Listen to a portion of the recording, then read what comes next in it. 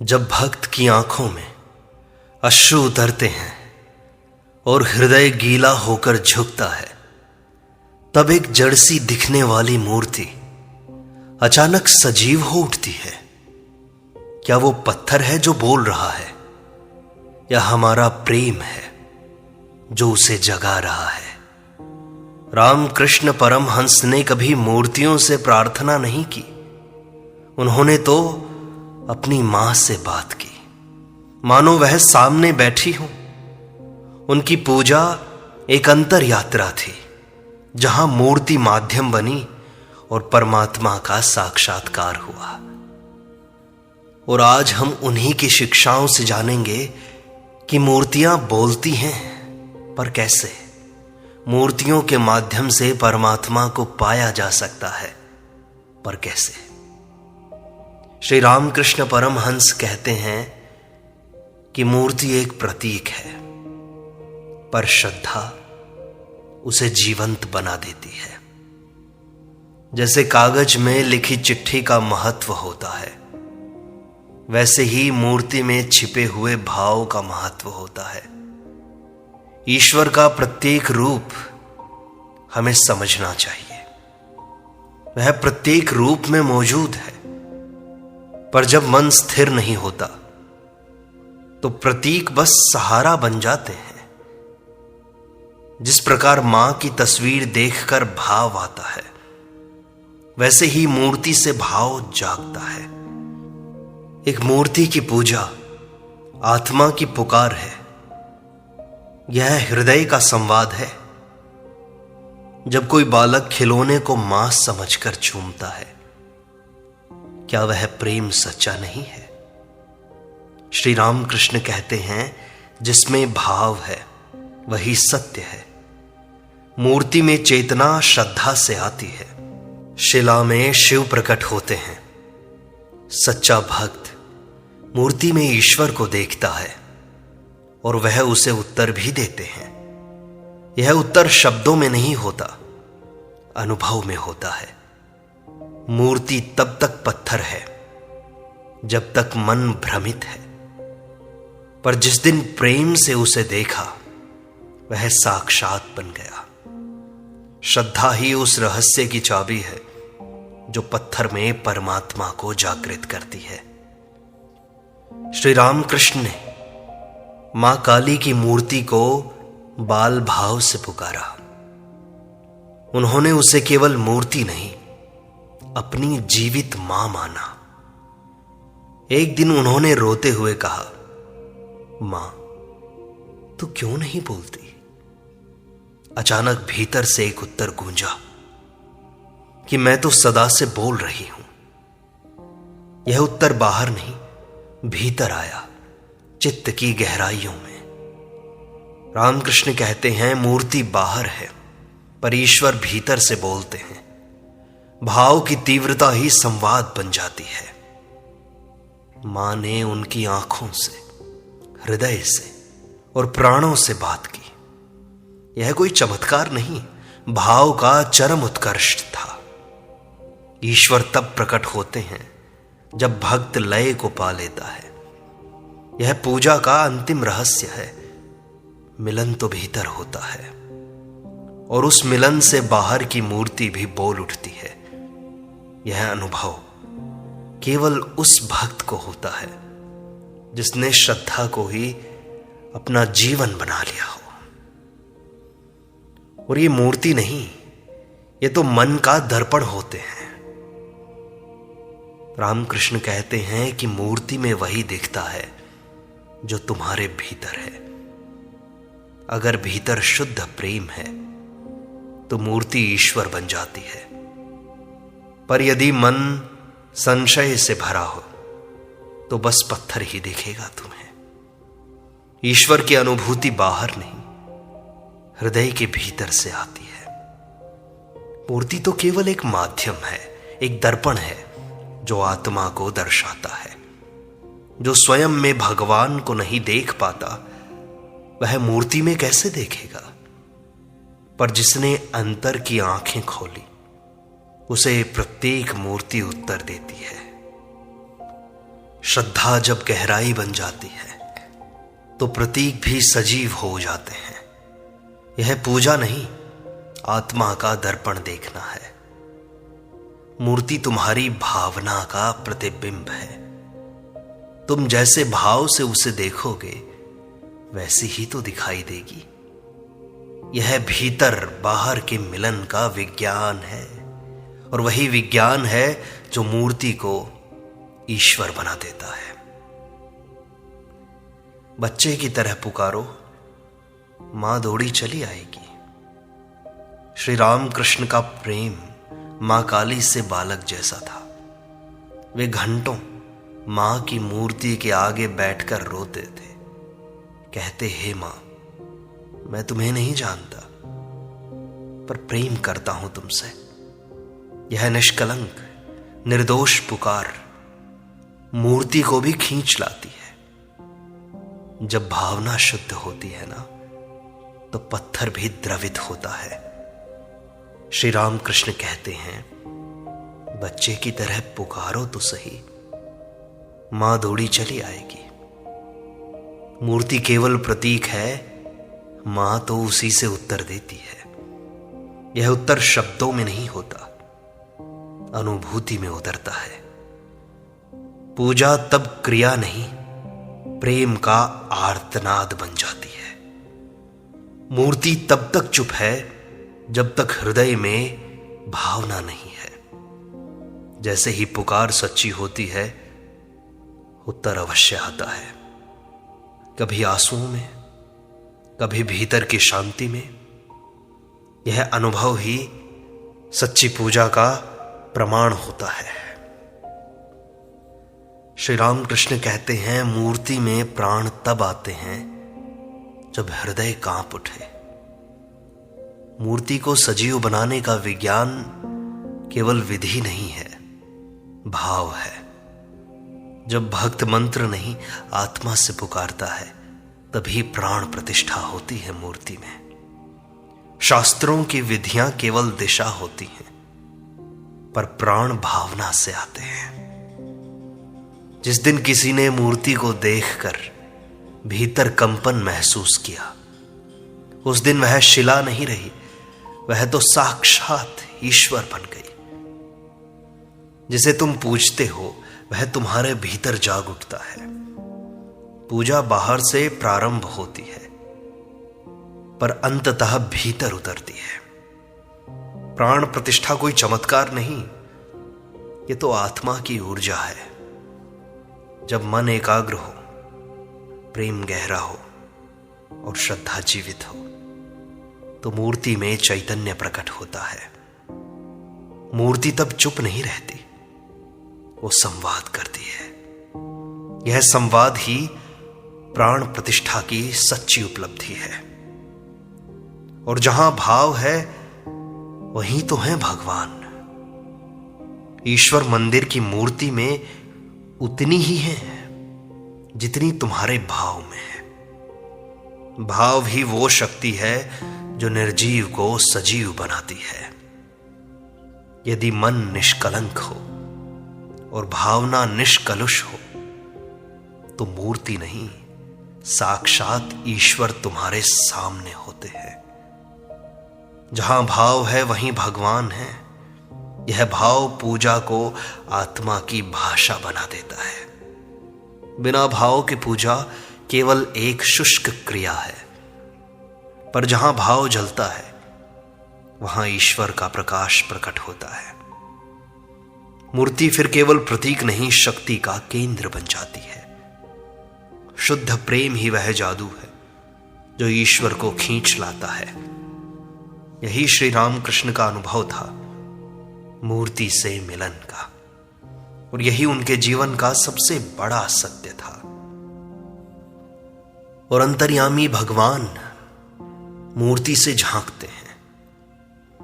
श्री रामकृष्ण ने कहा, ईश्वर सबके भीतर है और मूर्ति से वे झांकते हैं बस। मूर्ति हमारे मन की एकाग्रता का केंद्र बनती है। जब मन बिखरा होता है ना, तब ईश्वर भी अनुभव से दूर होते हैं। मूर्ति उस माध्यम की तरह है जिससे मन को एक बिंदु पर लाया जाए। जब ध्यान गहरा होता है तब प्रतीक के भीतर परमात्मा प्रकट हो जाते हैं। श्री रामकृष्ण कहते कि मूर्ति वह खिड़की है जिससे अंतर्यामी झांकते हैं। यदि दृष्टि शुद्ध हो तो उस खिड़की से झलक आती है। यह दृष्टि भावना से आती है, आंखों से नहीं। मूर्ति तब साधन नहीं, स्वयं लक्ष्य हो जाती है।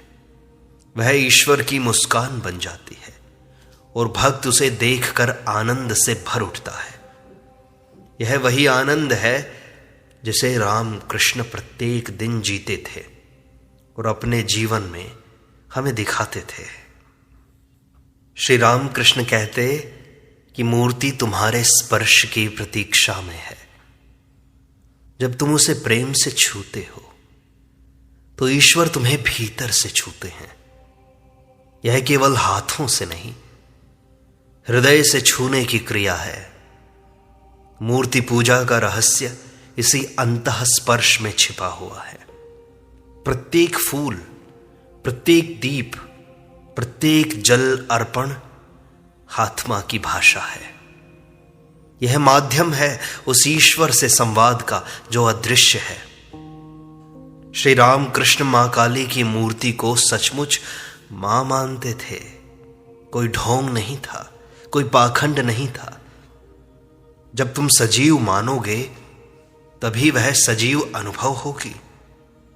मूर्ति को अंधविश्वास मत कहो, उसे आत्मविश्वास से देखो तो सही। उसमें तुम्हारा ईश्वर छिपा है, प्रतीक्षा करता हुआ, तुम्हारी राह देखता हुआ। तुम पुकार उठाओ तो सही, भीतर के भाव जगाओ तो सही। वो देख रहा है तुम्हारी राह, कर रहा है तुम्हारी प्रतीक्षा। जब श्रद्धा से उसे छूते हो तो ईश्वर स्पंदन करता है। मूर्ति अब वस्तु नहीं, मिट्टी नहीं, साक्षात अनुभव बन जाती है। और यही है पूजा की सबसे बड़ी सफलता। और बिना भावना के पूजा अधूरी है। श्री रामकृष्ण कहते हैं पूजा में फूल नहीं, अपने भाव अर्पित करो। अगर फूल हो पर भाव न हो तो तुम्हारी पूजा व्यर्थ है। ईश्वर बाहरी द्रव्य नहीं, भीतर के प्रेम को देखते हैं। मूर्ति को अर्पित किया गया जल भी अमृत बन सकता है यदि उसमें हृदय का प्रेम घुला हो तो वह आवश्यक है। शब्द नहीं, भाव महत्वपूर्ण है। श्री रामकृष्ण की साधना भावना की पराकाष्ठा थी। वे मूर्ति के सामने घंटों भाव विभोर रहते थे। कभी रोते, कभी हंसते, कभी नृत्य करते। मूर्ति के साथ उनका प्रेम पूर्ण और जीवंत था। शुद्ध भावना ही पूजा का प्राण है। जिसमें यह नहीं उसमें ईश्वर की गंध भी नहीं होती। भाव ही है जो मूर्ति को बोलने योग्य बनाता है। एक बार श्री रामकृष्ण मां काली से बोले, मैं मंत्र नहीं जानता मां, मैं विधि भी नहीं जानता, पर तुमसे जुड़ा हुआ हूं। और मां मूर्ति से बोल पड़ी कि बेटा प्रेम ही सबसे बड़ा मंत्र है। और यह कोई कल्पना नहीं, श्री रामकृष्ण का जीवंत अनुभव था। मूर्ति से उत्तर मिलना उनके लिए सामान्य था। उन्होंने कभी पूजा को बंधन नहीं बनाया, बल्कि उसे मुक्त प्रेम का स्वरूप दिया। मूर्ति जब प्रेम के सामने आती है तो वह चुप नहीं रहती, वह उत्तर देती है, मार्ग दिखाती है। श्री राम कृष्ण कहते हैं ईश्वर प्रेम से बाध्य होते हैं और मूर्ति प्रेम की भाषा समझती है। यह वही प्रेम है जिससे पत्थर भी बोल उठता है और पूजा सजीव हो जाती है। और यही मूर्ति तुम्हारी चेतना का प्रवेश द्वार है। श्री रामकृष्ण कहते हैं मूर्ति केवल स्थूल नहीं, सूक्ष्म का द्वार है। यह एक द्वार है जिससे होकर आत्मा गहराई में प्रवेश करती है ध्यान के समय मूर्ति एकाग्रता को साधती है। जब तुम उसके स्वरूप में डूबते हो तो भीतर की चेतना जागती है। मूर्ति तब मार्ग बनती है, बाधा नहीं। श्री राम कृष्ण स्वयं मां काली के चरणों में अपने अहम को रख देते थे। यह समर्पण ही चेतना का प्रवेश द्वार खोलता है। मूर्ति चेतना की भाषा में उत्तर देती है। वह बाहर नहीं, भीतर खुलती है। जो इसके रहस्य को जान लेता है वह साधारण नहीं रहता। मूर्ति अब प्रतीक नहीं, चेतना का साक्षात्कार बन जाती है, और यह साक्षात्कार मोक्ष का द्वार है। श्री राम कृष्ण की साधना में मूर्ति केवल दर्शन नहीं, संवेदना थी। वे मां काली की मूर्ति से बोलते, हंसते, रोते थे उसके सामने, और यह कोई भ्रम नहीं, उनके अनुभव की पराकाष्ठा थी। वे कहते, तुम मूर्ति को पत्थर मानते हो, इसीलिए वह चुप रहती है। यदि तुम उसे जीवंत मां मान लो, वह बोल उठेगी। हर मंदिर में वह चुप नहीं, प्रतीक्षा में होती है। तुम्हारी श्रद्धा ही उसकी वाणी बनती है। यह विज्ञान भले ही अदृश्य हो, पर झूठा नहीं है। श्री राम कृष्ण स्वयं उस विज्ञान के साक्षात उदाहरण थे। उनके लिए मूर्ति और मां में कोई भेद नहीं था, और वही भेद मिटने पर ईश्वर प्रकट होते हैं। श्री राम कृष्ण कहते हैं, प्रत्येक मूर्ति एक द्वार है आत्मा की यात्रा का। जिसे तुम पत्थर समझते हो वह द्वार बन सकता है, पर उसकी कुंजी तुम्हारे भाव में छिपी है। जिस दिन भाव गहरा हुआ, द्वार खुल जाता है। फिर वह केवल चित्र नहीं, आत्मिक प्रवेश द्वार है। मूर्ति स्थूल लग सकती है, पर उसका संकेत सूक्ष्म है। श्री राम कृष्ण मां काली की मूर्ति में लीन होकर अपने अस्तित्व को खो देते थे, और वह मूर्ति द्वार बन जाती थी ब्रह्म की अनुभूति का। हमें भी यदि सही दृष्टि मिल जाए तो प्रत्येक मूर्ति हमें हमारे स्व की ओर ले जाती है। मूर्ति नहीं बदलती, देखने की दृष्टि बदल जाती है, और वही दृष्टि आत्मा का द्वार खोलती है। वे कहते हैं, तुम्हारी दृष्टि ही ईश्वर का प्रतिबिंब बनाती है। यदि तुम मूर्ति को सजीव मानो तो वह सजीव अनुभव होगी, पर यदि उसे जड़ समझो तो वह जड़ ही रहेगी। यह बाहर की बात नहीं है, यह तो भीतर के भाव की बात है। जो स्वयं जीवंत हो वही तो जीवन को देख सकता है। श्री राम कृष्ण मां की मूर्ति को जीवित मानते थे। प्रत्येक क्षण उसी से संवाद करते थे। मूर्ति तब एक जड़ वस्तु नहीं, जीवंत साथी बन जाती है। यह मन की शक्ति नहीं, आत्मा की गहराई है। जो मूर्ति में प्रेम से झांकता है उसे ईश्वर की झलक मिलती है। यह झलक ही पूजा का परम लक्ष्य है, और श्री राम कृष्ण उसी झलक में विलीन हो जाते थे। और मूर्ति में तुम्हारी ही तो छवि है। तुम जिसे पूजते हो वह तुम्हारे ही तो भीतर है। मूर्ति उस आत्मा का प्रतिबिंब है जो देख रही है।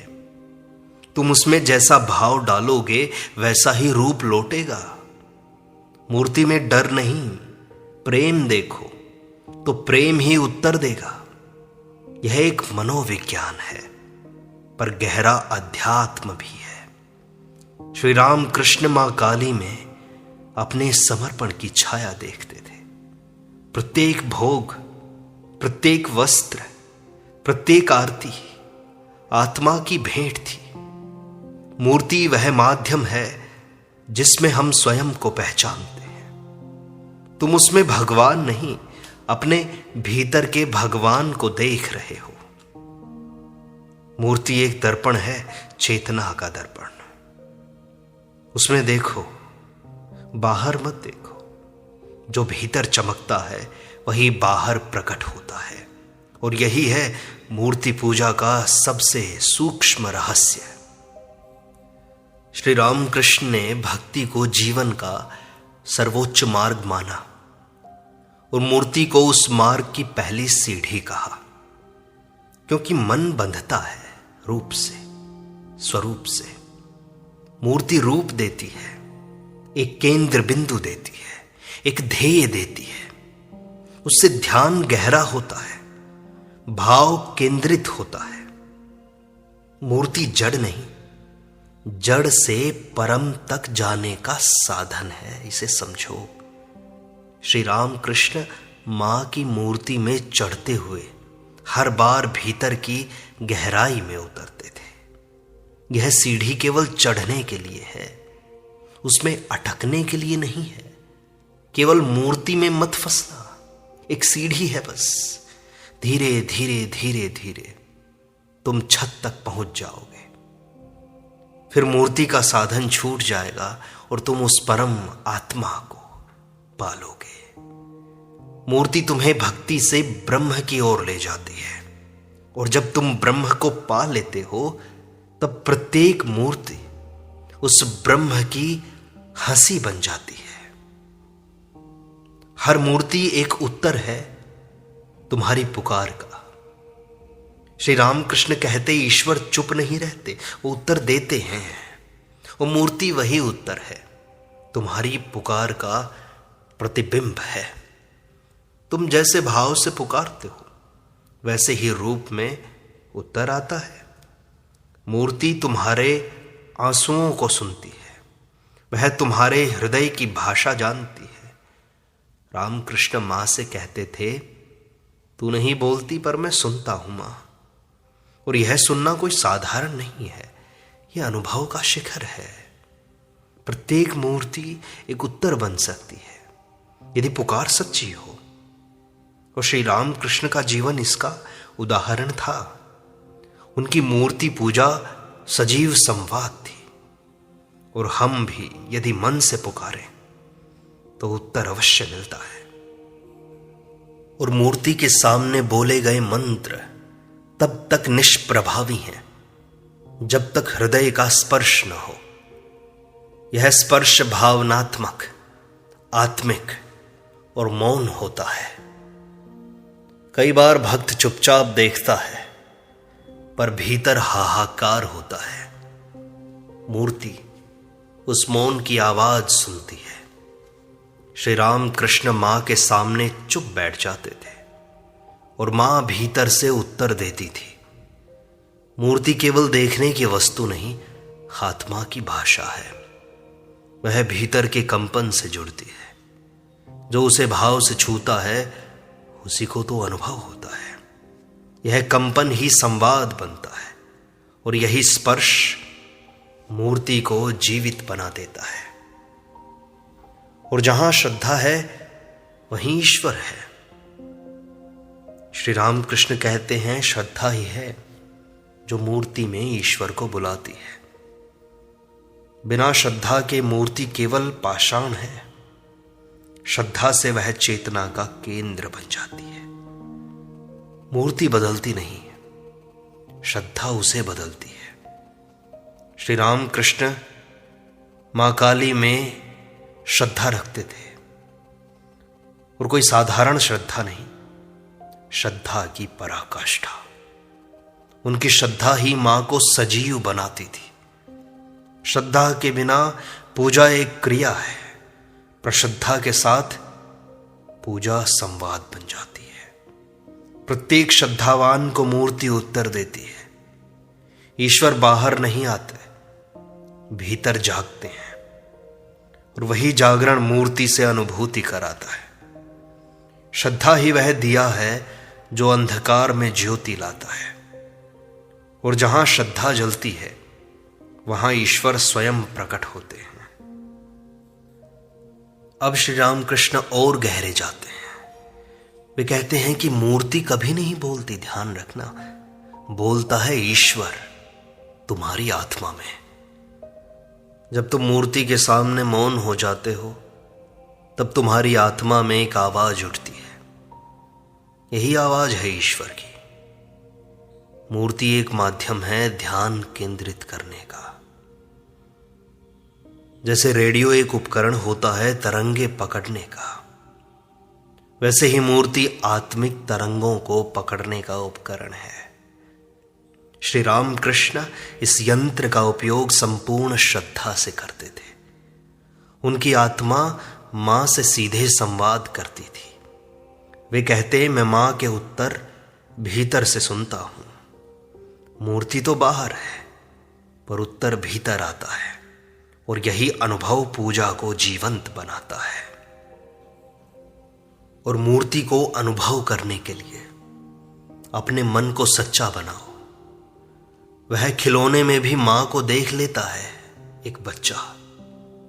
बच्चे के मन में शंका नहीं, केवल विश्वास होता है।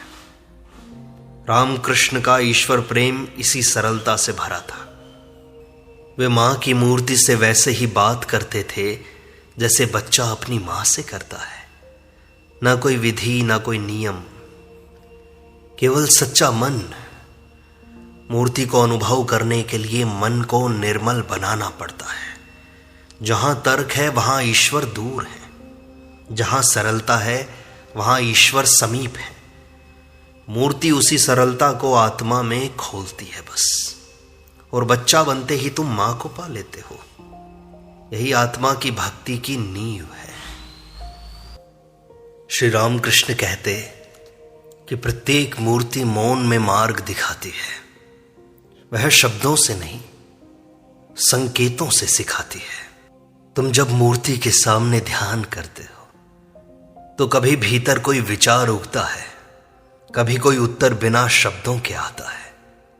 श्री रामकृष्ण के अनुभवों में मां की मूर्ति कभी मुस्कान से, कभी दृष्टि से उत्तर देती थी। यह कोई कल्पना नहीं, आंतरिक साक्षात्कार था। मूर्ति एक प्रतीक है जो संकेत देती है। वह तुम्हें सोचने, बदलने और जागने को प्रेरित करती है। यह संकेत ही जीवन को दिशा देते हैं। मूर्ति तब गुरु के समान बन जाती है, जो बिना शब्दों के शिक्षा देती है। और बात केवल इतनी सी है कि जिसे प्रेम करोगे वही मूर्ति से प्रकट होगा। तुम मां को प्रेम से देखोगे तो मां ही प्रकट होगी। तुम्हारे प्रेम की तीव्रता ही दर्शन की तीव्रता बनती है। श्री रामकृष्ण मां काली से इतना प्रेम करते थे कि मां स्वयं उनके लिए प्रकट होती थी। तुम अपने प्रिय को प्रेम करो, वही मूर्ति से प्रकट हो जाएंगे। चाहे तुम किसी के भी भक्त हो, राम, कृष्ण, शिव, सारे प्रभु प्रेम से प्रकट हो जाएंगे। यह प्रेम आत्मा को खोल देता है। प्रेम की ज्वाला में मूर्ति जलने लगती है, और उस ज्वाला से ईश्वर प्रकट होते हैं। मूर्ति केवल बहाना है प्रेम के सागर को जगाने का। प्रेम करो तो वह बोलेगी, प्रेम करो तो वह प्रकट होगी। प्रेम मूर्ति को बोलने पर मजबूर कर देता है, और यही है रहस्य मूर्ति के बोलने का।